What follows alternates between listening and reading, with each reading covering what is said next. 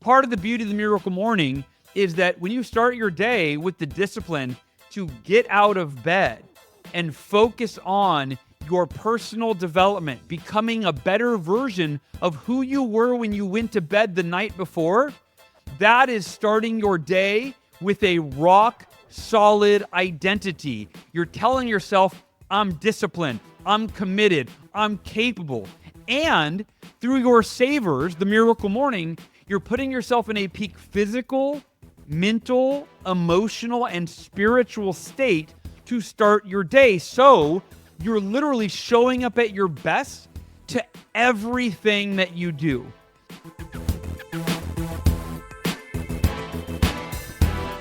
Welcome to the Lean Marketing Podcast. I'm your host, Allan, and today I have a very special guest. We love to have authors on the podcast, and today we've got a huge name. We've got Hal Elrod, author of the smash hit, The Miracle Morning. Hal, welcome. Man, I don't know about huge name, but I'll take it, Allan. Thank you. Well, you really are. As I was talking to you earlier, I started 2025, and during my morning routine, I thought, what would be a good book to listen to while I start my morning? And I thought, I'd read your book many years ago, The Miracle Morning, loved it. And of course, I'm loving it even more. You've got now the expanded edition. I think it's almost even doubled in size. There's a lot more content. There's also some narration going on. How's the new expanded and revised edition been going? Yeah, it's been good, man. It's the original book came out, plus years ago. And, anytime you look back at your own work, you're like, oh man, it could have been better. It should have been better. Why, you cringe when you hear your voice on an old recording. And so for me, I've always wanted to rewrite the book and update it. And then, I added two big chapters, The Miracle Evening and The Miracle Life. So it was genuinely updated. Every page was updated. And then I expanded it by about 70 pages. I love it. And so did you launch it as a new book, or did it just replace? New ISBN number. Yeah, new edition, new book. Oh, wow. So you basically had to redo it from scratch. Wow. Yeah, absolutely.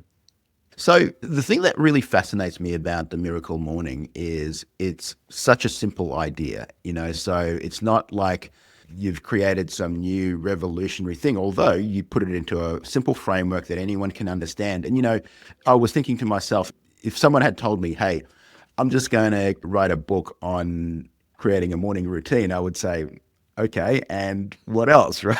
Right? Yeah. Because it feels like, well, what is there to write a book on morning routine? But you had, I think what creates some of the best books out there is you had a problem yourself. And I think our mutual friend, Rory Vaden, says, we're most powerfully positioned to serve the person we once were, right? And yes. I think that's exactly what you've done with this book. You had been in a terrible car accident, you were debilitated, you had all sorts of issues in your life, and creating a structured morning routine really turned things around for you and created the life that you wanted. I'd love to hear a little bit about that story and maybe some of the behind the scenes that maybe we hadn't heard about in the book. Yeah, so you mentioned the car accident, and that's definitely worth not glossing over. When I was 20 years old, I was a sales rep for Cutco Cutlery. I was one of their top sales reps, and I was giving a speech at a Cutco conference. And then driving home that night, my car was hit head-on by a drunk driver at 112 kilometers per hour, and I was found dead at the scene. My heart stopped for 6 minutes. I spent 6 days in a coma. I broke 11 bones. I suffered permanent brain damage. And when I came out of the coma, the doctor said I would never walk again. So it was a very traumatic experience, but something I had learned in my sales training a year and a half prior was called the 5-minute rule. And it was simply that when something goes wrong in your life, whether it's small, like having a customer cancel their subscription or their order, or, a little thing, or it's a big, you're being told you're never going to walk again, I was taught to set my timer for 5 minutes and give myself 5 minutes to fully feel my emotions. But when the timer goes off and starts beeping, I say 3 really liberating words, which are can't change it. I can't change what happened 5 minutes ago, so there's no point in wishing that I could, in wishing that it didn't happen. But most of us, our suffering comes from the past. Most of us are suffering over things, or even in the present, that we can't change in this moment. And I learned, okay, I can't change that I was in a car accident, but I can choose to be the happiest, most grateful I've ever been while I endure the most difficult time in my life. And I encourage anybody listening to consider that you can choose to be at peace with what you can't change, genuinely grateful for what you have, and happy for the sake of being happy, even in the midst of the most difficult time in your life. And I don't think it's a coincidence that the doctor came in with an x-ray a week later and said, Hal, we don't know how to explain this, but your body is healing at such a rate that we're going to let you take your first step today in therapy. I know we said you'd never walk again, but 3 weeks after you were found dead at the scene of the car accident, we're actually going to let you take your first step in therapy. And the rest was kind of history, as they say. And that was foundational for the Miracle Morning. That's not what got me to create the Miracle Morning, but that's what got me to decide that I was going to dedicate my life to helping other people. That I told my dad, I always want to be like a professional speaker ever since I started speaking at these company events for my company, but I never had much to talk about. Like, it was just, I've had a normal life. Maybe that's why I went through this car accident, so that I can overcome it and help other people overcome their challenges. And so that led to my first book, led to a speaking career, it led to coaching, it led to how can I help other people using my life experience. And then it was almost a decade later that the Miracle Morning was born, and I'm happy to unpack that as well. There's essentially two groups of people. People where something terrible happens, not of their own making, exactly like your situation with a drunk driver or maybe a health issue or whatever else, and that becomes a label for them. For other people, it becomes their launch pad. It's like, I am going to use this to do whatever, to bring awareness, to change, to be better than where I was before. I mean, you've seen a lot of people probably in both camps. You've got millions of readers all over the world. What's been the thing that kind of divides those two groups of people?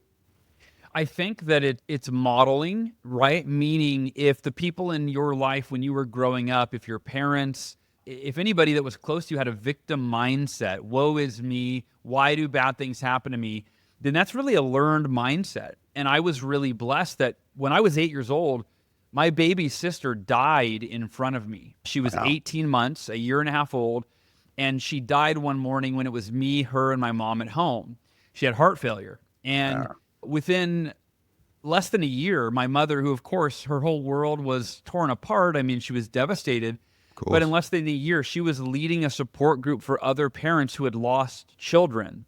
And my dad was leading a fundraiser for the hospital that cared for my sister when she was alive. And so I learned from them that instead of asking, why did this happen to me from a victim mindset, it's like, you might ask the same question, but in a different frame, which is, why did this happen to me? What can I learn from this? How can I help others with what I've faced? How can I overcome this in a way that I can then help other people overcome their challenges? And so I was very blessed that I had learned that mindset from my parents at a young age. And when I was in the hospital, I did ask, why did this happen to me?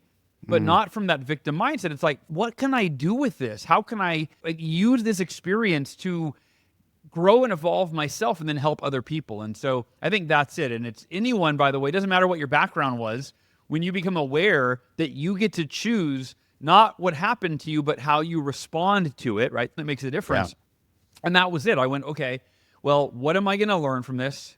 How am I going to grow? And how am I going to help other people?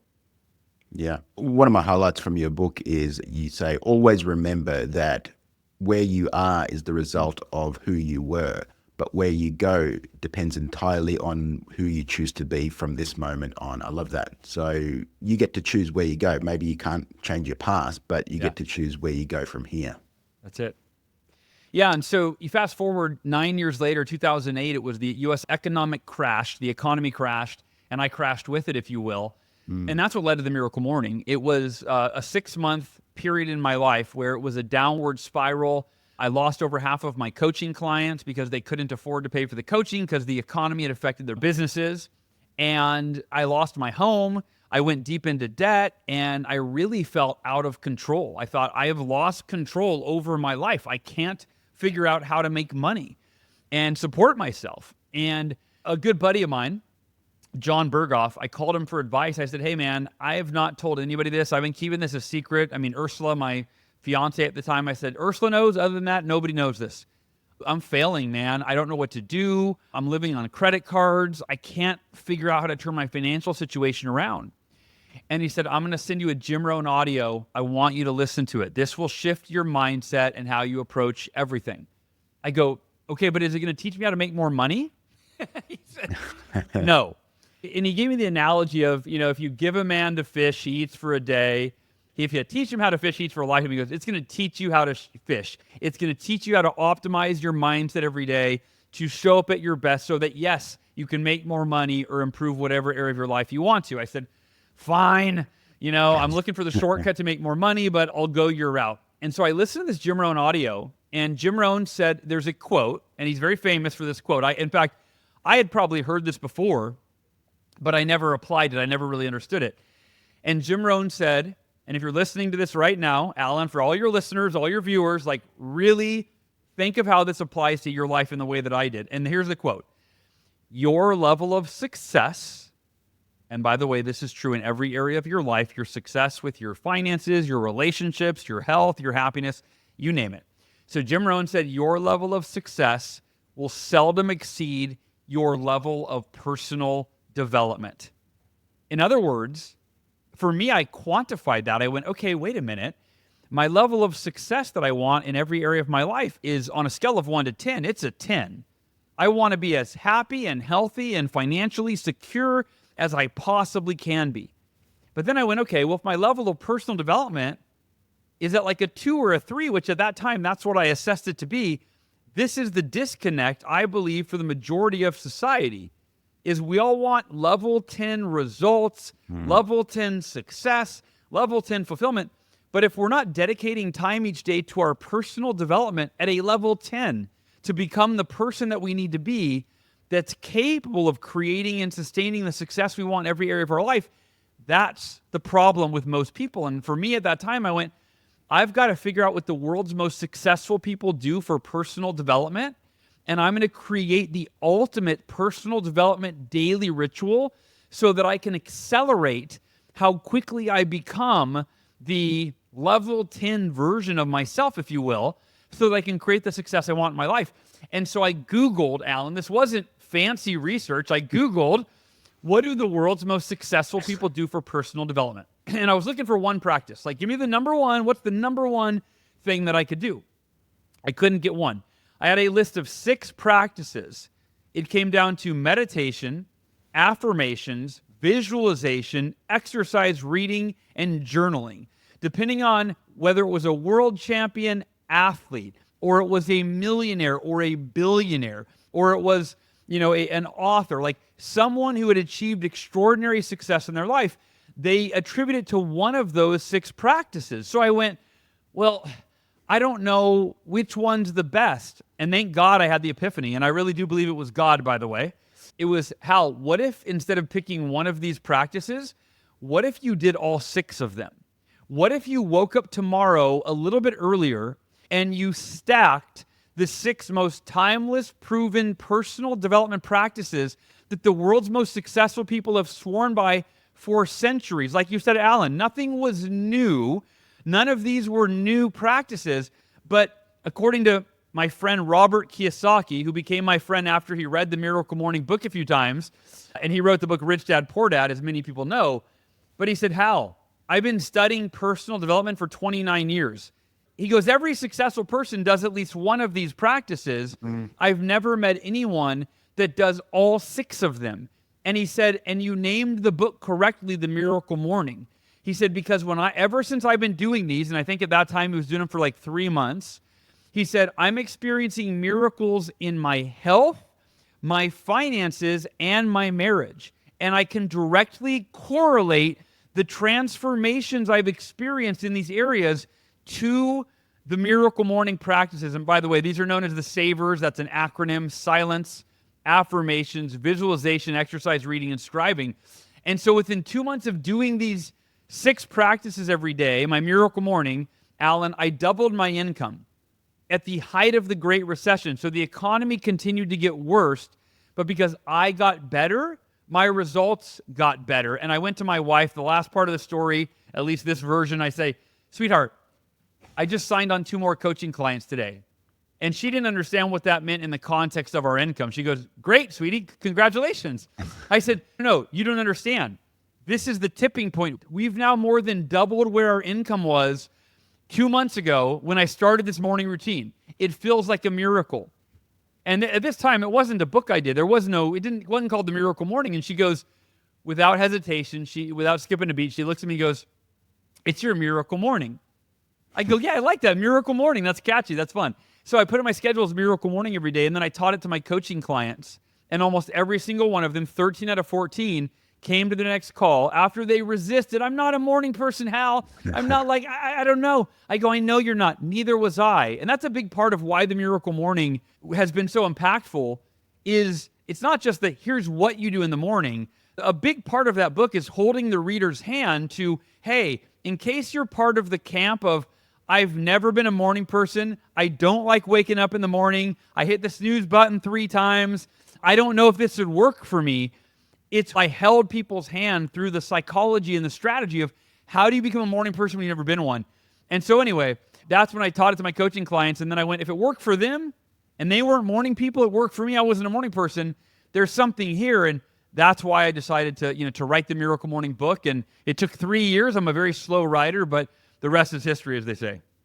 That's amazing. And, I have to say, Jim Rohn was an incredible influence on me. I'm very sad I never got to meet him in person. Me too. But, I must have worn out the old Jim Rohn CDs and audio books and things, 10 times over. So I really want to highlight that quote that you said, which is, "Your level of success will rarely exceed your level of personal development." And that is such a foundational quote, and so Jim Rohn, because one area of discipline translates to other areas of discipline. When I talk to people who are hugely successful, whose kind of success I want to emulate, I often ask them what their routine is, not just morning, but even daily routine. What are they doing? What are they focusing on? And then it becomes clear. I'm like, oh, of course, no wonder your body is in such good shape. Of course, no wonder you're so wealthy. Of course, it becomes obvious, Everyone wants what you have, but not many people want to do what you did to get it, right? So I think that's such an important foundational thing in personal development.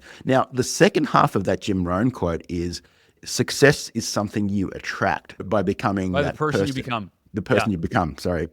And, there's so much nonsense in laws of attraction and all of this sort of stuff. And there's a quote in your book, you kind of talk about that. You say, look, the quote is, "Ever since the best-selling book and documentary The Secret made its way into pop culture in 2006, a method of visualization has been popularized that is both ineffective and counterproductive. This method involves visualizing what you want for your life without visualizing yourself engaged in the necessary activities to get you there." I love that. So you talk about visualization a lot, but it's not kind of the wishful, I'm going to do nothing and visualize and hope that something comes into my life. It's actually visualizing doing the things that will help you actually attract the outcome that you want. So it's visualizing, not that I'm going to sit on the couch and eat junk food and get ripped. It's visualizing, okay, I'm going to do the work that needs to be done to get that outcome, whether it's wealth, whether it's health, whether it's fitness, whether it's whatever else. And I love that. So it's kind of not the delusional type of law of attraction or visualization, but it's the visualization that's actually going to help you. It's what athletes do ahead of a game, where visualizing themselves winning, but doing the work that will actually help them win. Yeah, everybody watched The Secret, and it was like, wait, so I just put pictures, I make a vision board, I just put pictures on the wall, and then everything on that board magically comes true? Yeah. Sign me up. That's awesome, right? But there got a lot of criticism after a while because people were like, wait a minute, it didn't work. Stuff doesn't magically come into your life because you visualize it. Now, I will say this, there's 2 parts to making visualization effective. And the first part is in alignment with visualizing the ideal outcome, right? So when you see yourself, we'll use the athletic example you gave, right? If you visualize yourself achieving the outcome, such as winning the championship or living in your dream home or meeting your partner. For me, the first time I used visualization effectively, it was to train for a 52-mile ultra marathon. I had never run before in my life, and I had all sorts of limiting beliefs and just almost hate for running. I didn't like running, but I wanted to do this to support my friend's charity. And So I would visualize crossing the finish line of the marathon. And I actually Googled Atlantic City Marathon, the actual marathon I'd running. I Googled Atlantic City Marathon finish line. So I actually had a picture of the finish line where I'd be crossing it. So it was very real. And I would look at it and I would close my eyes and I would imagine crossing that finish line. And then the most important part of visualization is generating the emotions that are so compelling that you fuel your desire to do whatever it takes to make that vision a reality. So this is the first part of visualization, but to me, it's the less important part. But yes, and that's like 60 seconds. We're not taking time. I mean, we're talking a minute. Okay, visualize yourself achieving the goal. What will that feel like? Smile, embody those emotions. Okay, great. Now you're motivated by that vision. However, the second part of visualization, and I call this is miracle morning visualization, is what I call mental rehearsal. And I didn't of course invent those two words, and I spend a good 3-4 minutes on this part of the visualization. So maybe 1 minute on the outcome, but then it's mentally rehearsing myself doing the things that I need to do today that will move me in the direction of that outcome. So when I was training for that ultra marathon, I'd spend a minute visualizing the finish line. Great, now I'm motivated, I'm excited, I want to make it a reality. But then I'd keep my eyes closed and I would visualize the timer on my cell phone going off at 7 a.m. on my coffee table in front of me where it was literally sitting while I was visualizing. At 7 a.m., I had a timer set to go for the run, to go train. And I'd visualize the timer going off. Then I'd visualize reaching down with my hand, picking up the phone, walking into my bedroom, getting dressed in my running clothes. So again, I'm not skipping it. I'm visualizing like somebody were following me with a video camera or looking through my eyes and seeing this whole pattern. Then I would go out my front door, open the front door, see the sidewalk. One more time, I would recite the affirmations that I had just read, right? The A in Savers is affirmations. The V is visualization. So I had just affirmed, I am committed to running 52 miles on October 29th, 2009, no matter what, there is no other option. This is a must for me because I want to develop the ability to follow through with anything so that I can achieve every goal I set for the rest of my life. That was my why. And to follow through with this commitment, I will read the book, The Non-Runner's Marathon Trainer. And by the way, reading is the R in Savers, so that's the book I was reading during this time. And I will follow the training plan to a T every day, whether I feel like it or not. Okay? So I had just recited those affirmations. I had read them off a piece of paper 5 minutes ago. Now I'm visualizing that outcome that I had just affirmed. Now I'm mentally rehearsing doing the thing that's required today that will generate the outcome a few months from now. And if you're actually paying attention, you're seeing how the savers all work together to amplify your ability to achieve whatever outcomes you're focusing the savers on. My first outcome was doubling my income. I did it in 2 months. My second outcome was training for an ultra marathon when I had never run before. And because of this visualization, I would then, when the timer went off on my phone at 7 a.m., instead of procrastinating and going, yeah, I'll just run tomorrow, I don't feel like it, which is human nature, and we all do that. But that, Allan, is not what I mentally rehearsed that morning. It's not what I visualized. So when the alarm went off my phone at 7 a.m., it's like I was a robot. I would pick it up, turn it off, get up, go into my bedroom, get dressed, go out the front door, open the door, see the sidewalk. Those affirmations would come back into my consciousness. I would say them one more time in real life. I'd get myself fired up, and I'd go for that run. And 6 months of that process, and I completed 52 miles on that day. And I'm going in detail right now because I don't want to just tell someone like, here, you should visualize. Like, I'm coaching you, I'm walking you through. This is exactly how you do your affirmations. This is exactly how you visualize so that you can apply it to your life after the the podcast. Yeah.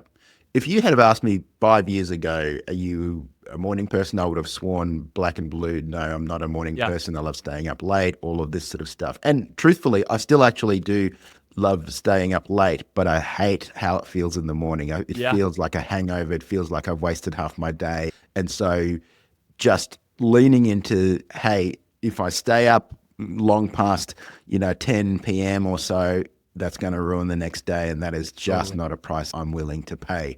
And I think the two things that have really helped me push through some of my biggest roadblocks were in achieving my goals is number one, identity. So, identifying as, hey, I am a morning person, or identifying, hey, I am an athlete, or identifying as, hey, I'm a writer. And so what does an athlete do every day? They train. What does a writer do Yeah. every day? A writer writes. So really the power of leaning into identity. And the second part was, and I think I heard this from Mel Robbins, and she said, never let how you feel dictate what you do. And there are some days where I'm like, training is the last thing I want to do today. I'm either tired or didn't sleep well or whatever. And I always think of that. Never let how you feel dictate what you do, because your emotions are kind of like, just a little child. Like a little child will have ice cream for breakfast if you Totally. allow them, right? So, and they won't do sensible stuff. So in a similar way, you've kind of got to discipline that inner little child that's, directing you to do just whatever feels good in the moment, but doesn't feel good in the longer term, whether that's sleeping in late, whether that's, eating poorly, whether that's not moving your body in the right way.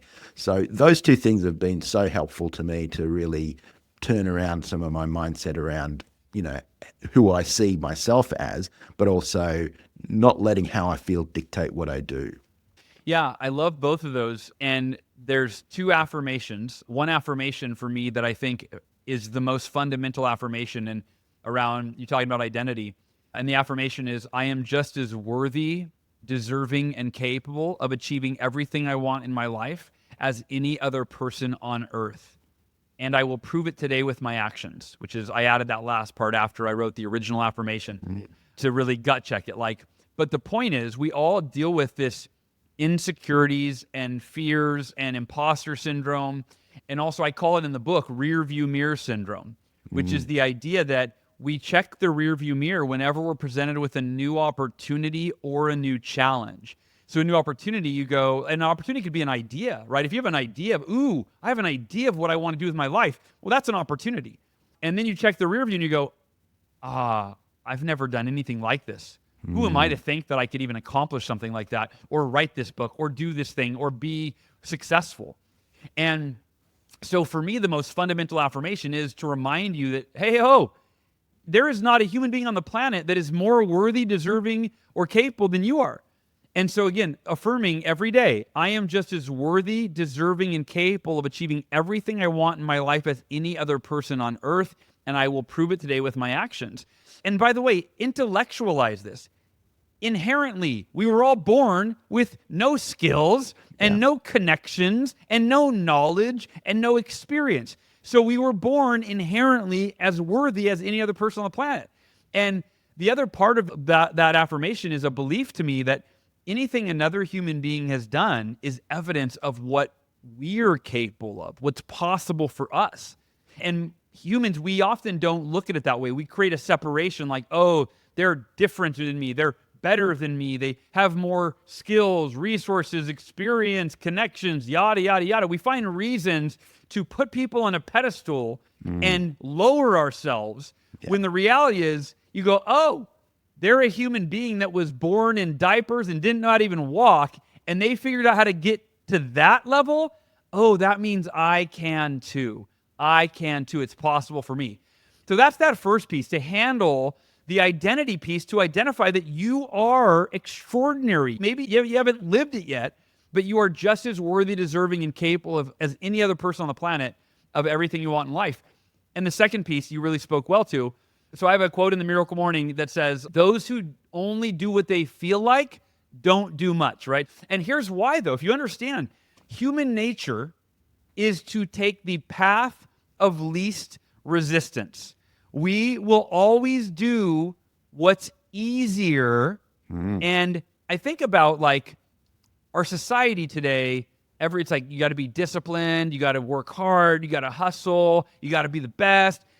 Think about our ancestors. If you go back, and I'm not an expert in anthropology or anything, but if you go back into like caveman times, we'll say hunter-gatherer times, let's just say hunter-gatherer times, like you think about it, there were no leaderboards, right? The hunters hunted when they had to, and then whatever meat they killed, then they sat back and they were lazy. They just relaxed and did the minimum they had to do while they enjoyed the fruits of their labor, right? And then when they ran out of meat, and maybe that was a month later, I don't know, then they're like, oh man, we got to get up and we got to do it. So think about that. We are programmed at a primal level to do the minimum that we need to do to survive. So if you understand that and you go, okay, I don't want to only survive though, I actually want to thrive, then it is a matter of listening to Mel's advice and never letting how you feel determine what you do. And for me, that's part of the reason for the Miracle Morning is that when people wake up in the morning, they very often feel like continuing to stay in bed, right? An object at rest stays at rest. And it's like, oh no, it's time to get up. I just want to hit the snooze button. I want to lay here. Think about what you're doing. You're literally telling the universe and your subconscious and your body, I know I say I want an extraordinary life. I know I say I want to be successful. And right now, I'm faced with this opportunity. I could wake up. I could learn, grow, improve, take on my goals. But I'd rather just lay here unconscious for 9 more minutes. Snooze, right? Think about that. And so you're literally reinforcing an identity that says, I don't even have the discipline to get out of bed in the morning and take on my dreams, let alone do all the other things. So you're starting your day in a deficit. Part of the beauty of the Miracle Morning is that when you start your day with the discipline to get out of bed and focus on your personal development, becoming a better version of who you were when you went to bed the night before, that is starting your day with a rock solid identity. You're telling yourself, I'm disciplined, I'm committed, I'm capable. And through your savers, the Miracle Morning, you're putting yourself in a peak physical, mental, emotional, and spiritual state to start your day. So you're literally showing up at your best to everything that you do. And for me, the Miracle Morning helps me be the dad that my kids deserve, the husband that my wife deserves, the entrepreneur that I'm committed to being to make the impact and generate the income that I want, right? Like everything that I do in my life is better when I do my Miracle Morning.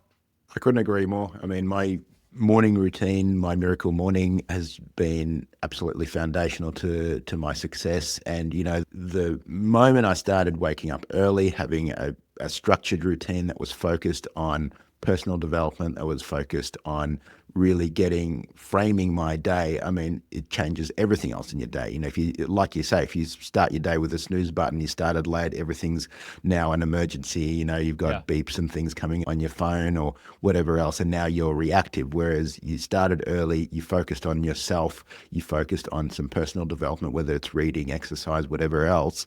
Now that's framed your day in a completely different way. So I couldn't agree more. I'd like to switch gears for a moment. You've built this incredible ecosystem around the Miracle Morning. So you've got an app, you've got a movie, right? So, I mean, it's the first time I've heard of an author, a nonfiction author, have a movie based on their book. And so I would love to hear a lot more about that, because there are a lot of people listening who are entrepreneurs who maybe have written a book or want to write a book as well. And just understanding the whole ecosystem around the Miracle Morning, I would love to hear a little bit more about that, Hal. Yeah, so when I self-published The Miracle Morning in 2012, because I was an unknown author, I didn't have a big email list, nobody knew who I was, so I was like, all right, I guess I'm going to self-publish this thing because I don't really have any leverage to get a good publishing deal. So I self-published it with the commitment that I'm committed to share this book until I've sold 1 million copies. And I tried to do that year one, and I was 987,000 copies short. So let that be encouragement to anybody listening that's like, man, things aren't happening as fast as I want them to in my business. join the club, right? So I was definitely discouraged, but I was like, all right, I guess 1 year was an unrealistic goal. I only sold 13,000 of those million, but I'm going to do it. If it takes me the rest of my life, I'm committed. And that's part of, I think, what's important is I was like, I believe in this miracle morning practice so much because I've seen how it transformed my life and the lives of virtually every person I've taught it to. So that's an important piece, is like, I wasn't doing it to make money. I was doing it because I felt a sense of responsibility to share the practice that had transformed my life with other people. So the book comes out. And then I was a speaker for like high schools and colleges, but I used the book. I wrote stories in the book for the very few companies I had spoken for, and, kind of focused on those stories to make it sound like I spoke to lots of companies. I wasn't dishonest, but I just was like, yeah, when I was speaking to, this company and then that company and then this other company, and that was the only companies I ever spoke for, but it sounded like I spoke a lot. So that launched my keynote speaking career. So I started getting booked to speak. Then I was scared to quote. I was like 5,000.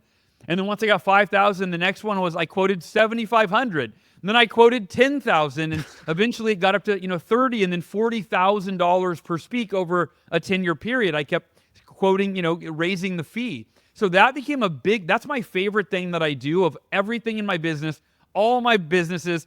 It's getting on stages and sharing the Miracle Morning with passion and excitement, all of that. So I've got the Miracle Morning book. Then I launched keynote speaking after that.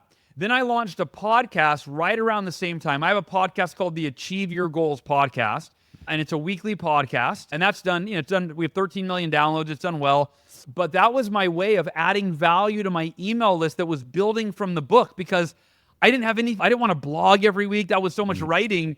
So I launched a podcast just to serve my audience. So that's been going on for, 10 plus 12 years. So there's that.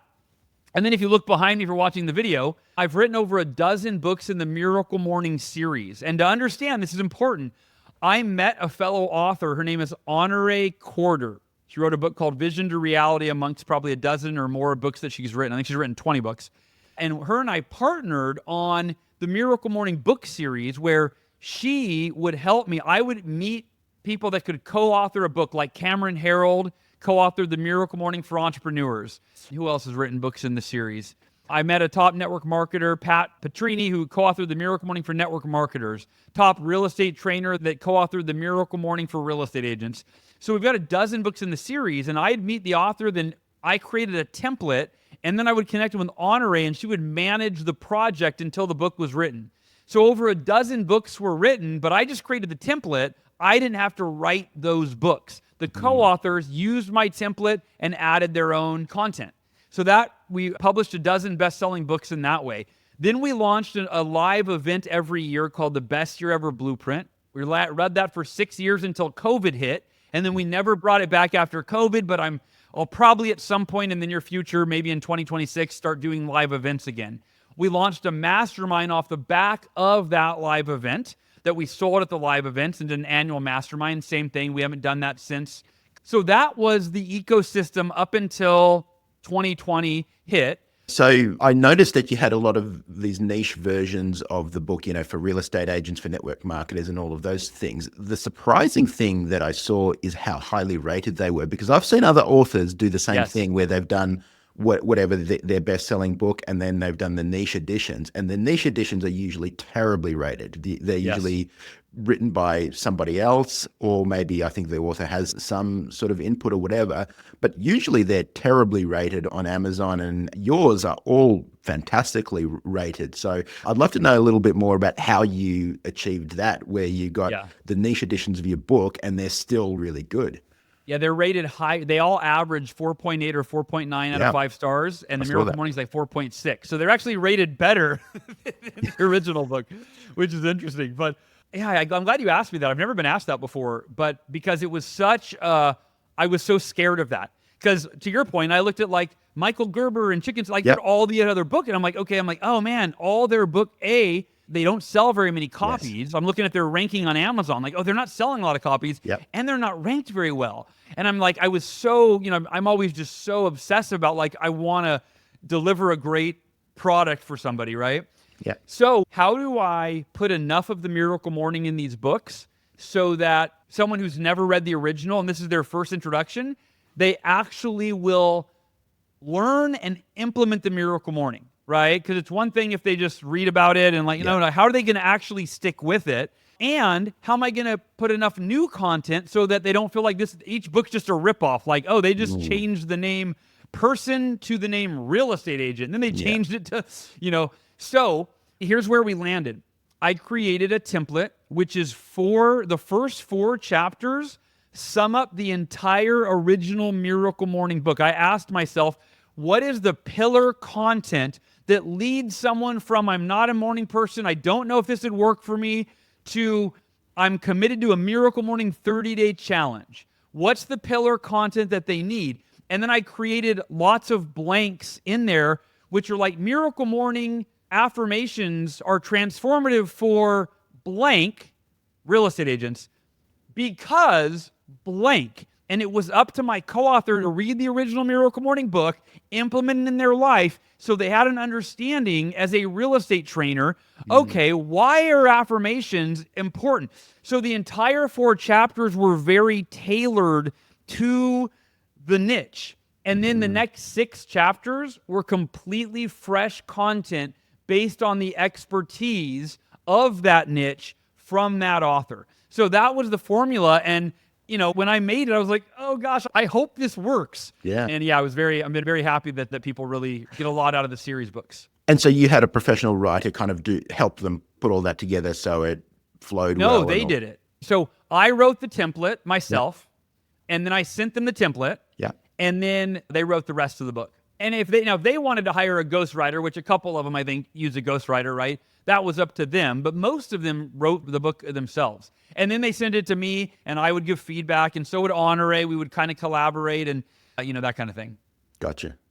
Well, you've certainly done very well. I mean, you've cracked a big problem in that space. And, I've had many people approach me, say, hey, I want to do a version of the one-page marketing plan for real estate, for medical, for whatever. And, a lot of these other books, having done that and just rated so poorly, I thought it just wasn't worth the risk. But you've cracked that problem very well. So well done to you. Yeah, thank you. Like I said, I don't know how to take credit for it. It's on my Honore that helped me, and co-authors But yeah, I'm very pleased because I was you're always afraid. You're an author. When you put a book out, you're like, oh my gosh, now I have no control. Yeah, what totally. if people hate it, right? So I was really concerned, and I'm very pleased it turned out good. Oh, that's great.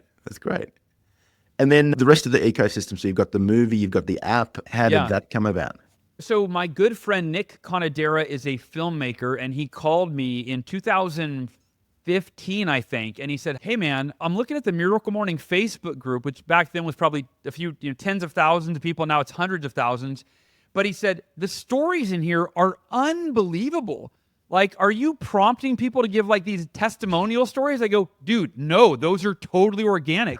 People are basically sharing how I started the Miracle Morning 30 days ago, and my life has transformed in this remarkable way. It was day after day. And he goes, we should make a documentary about how you're on this mission to change millions of lives and your travel. I was about to go to Paris, which he came with me to share the Miracle Morning with my French audience. And the book is in 42 languages. So there were all these, different audiences around the world. And I said, Nick, I love the idea, but man, I'm so busy. I can't even think about making a movie. And so he finally, after pestering me for months, he convinced me to start making the movie. And then we ended up featuring not just me and people that were reading the book and transforming their lives, but we wanted to interview well-known thought leaders and athletes and people that were sharing how their morning routine had transformed their life. So Mel Robbins is in the Miracle Morning movie, Robert Kiyosaki, Lewis Howes, world champion boxer Layla Ali, Muhammad Ali's daughter, and about 15 more. And so, and then the crazy part is, without going into too much detail, halfway through filming, I was diagnosed with a very rare and aggressive form of cancer. And I was given a 30% chance of surviving. And I called Nick and said, hey man, the movie's on hold. I have to fight for my life right now for my family. And we had a long conversation, and it ended with him saying, Hal, this is the movie now. I would love to film you beating cancer, and it will inspire millions of people to overcome their, challenges. And I said, let me talk to my wife. We weren't planning on having a film crew here while I go through the most difficult, scary time in my life. But thank God he did, because when you watch the Miracle Morning movie, and you go to miraclemorning.com, you can watch it for free. But when you watch the Miracle Morning movie, halfway through, you're watching this amazing documentary with all these famous people and my story and all these people with their lives transformed. And then you see me doing a selfie video in a hospital gown, and they can't tell what's wrong with me. And the last part of the movie, the last 30 minutes, is me fighting for my life, using the Miracle Morning to doing my affirmations and reading books on how to beat cancer. And so it was a very real, traumatic experience captured on film. And then the last thing is the app, which that came out a few years ago. And that's the number one thing. Even it's not ahead of the books, but it has a 4.9 out of 5-star rating in the App Store, Allan. And did about $1 million in revenue this past year. It's third year. And it's just on this trajectory that's to the moon. And the way our head of app development, Josh, explains it, he goes, Hal, the Miracle Morning teaches you how to do the Miracle Morning. And most people, they can do it on their own, or some people. He said, but the app, literally, you hit play, and it guides you through a Miracle Morning in as little as 6 minutes. And there's hundreds of versions in the app. So, there's the movie, the app, the books, the whole ecosystem, the podcast, all of that. Amazing. One of the things I wanted to understand was, so you said in the first year it sold maybe 13,000 copies or so, which, that's not a smash hit, but that's pretty good. I mean, most books never sell more than a few thousand copies, but it's nowhere near the smash hit it was. When, did you have a very sharp increase at one stage, or was it just a trickle of success? How did it go from kind of being doing okay, to the phenomenon it is today? Yeah, so I wrote a follow-up book to the Miracle Morning called The Miracle Equation. And the irony is the book came after, but the strategy came before. And so the Miracle Equation is, if you study the world's most successful people, there are two decisions that they make over and over again that the average person does not make. And Allan, without even asking you, I could tell you you've made these decisions over and over again. The first decision is unwavering faith. In order to achieve something you've never achieved before, which for all of us is everything we've ever achieved, we have to do it. We have to step out on faith that we can do the thing we've never done. And most people, if you go to a motivational seminar, or you read a book, you're like, okay, I can do it. I have faith. As soon as you hit a roadblock or an obstacle or you fail, then the faith goes out the window and you're like, never mind, I tried, never mind. And you go back to playing small. The second decision is extraordinary effort. And that doesn't mean that you're working 60, 80 hours a week. It means that you're doing one thing every day that moves you one step closer to your goals, to your vision, right? So those two decisions, unwavering faith and extraordinary effort, are how I took on the Miracle Morning. And the way that looked, year one, I did everything in my power to sell 1 million copies. I was on 152 podcasts. I gave dozens of 36 speeches across the country, all of them sharing the Miracle Morning. I paid money I didn't even have on a credit card to get on 13 morning TV shows. I did everything I could to sell 1 million copies, and I failed miserably, right? So year two, unwavering faith, no matter how long it took, and extraordinary effort. I was on another 100 and something podcasts, right? On and on. And so I have a graph that shows this flat line, right? It's this gradual upgrade. And after a year and a half of doing podcasts, I finally got on a big enough show to move the needle. I got invited on to Pat Flynn's Smart Passive Income podcast. And Pat said, Hal, I'm not a morning person, I'm a night owl. So tell me why I should even consider doing a Miracle Morning. And I'm like, crap, how am I going to convince this super successful guy that he should flip around from nighttime productivity to morning? And by the end, he goes, Hal, you've convinced me to give it a try for 30 days. I'm going to commit right now in front of my listeners, and I'll track it on social media. He said, I'm going to commit to do the Miracle Morning for 30 days, and I'll let you know what happens. He and I became friends after that because the Miracle Morning changed his life. He's in the Miracle Morning movie. But here's the point. In terms of results, when that podcast episode came out, we had been averaging 2,000 book sales a month, which, by the way, went from the first month, it was 300. So it was this gradual climb, a year and a half to 2,000 a month. Pat Flynn's podcast episode took us from 2,000 a month to 5,000 a month instantly. And it never dropped below that in 15 years. No, that's not true. Eventually, I think we hit some down spots, but it ended up going up to 10,000 copies in a month, 18,000 copies in a month. And along that journey, I met Mike Koenigs, who introduced me to his agent, who got The Miracle Morning published in 42 other countries, and it became the #1 best-selling book in Brazil out of every single book in the country. #1 in Korea out of every single book in the country. #6 in France. #6 in the UK, right?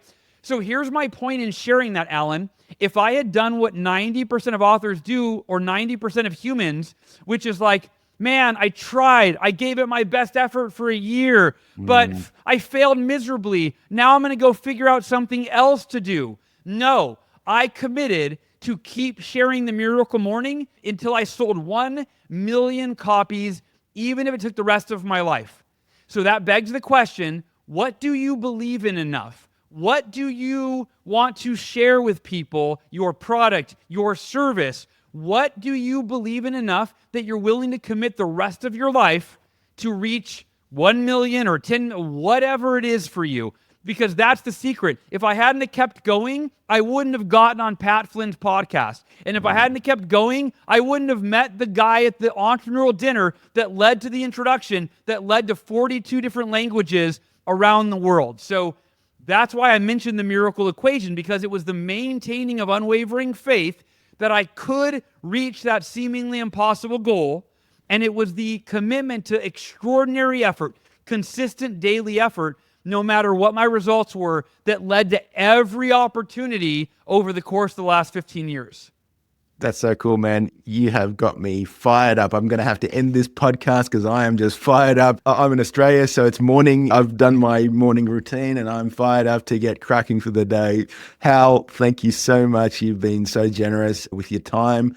Thank you for the mission that you've created and everything that you do. What's the best way for someone to get in contact with you? Where do you want us to direct people? And we'll link to that. MiracleMorning.com is the hub. I mean, you can go to the App Store and download the Miracle Morning app or the Google Play Store. You can go straight to Amazon. You can buy the book, of course. You can go to YouTube and watch the movie. But if you go to MiracleMorning.com, that's the hub for everything Miracle Morning related. Amazing. Thank you so much, Hal. Thanks, Allan. Appreciate you, brother.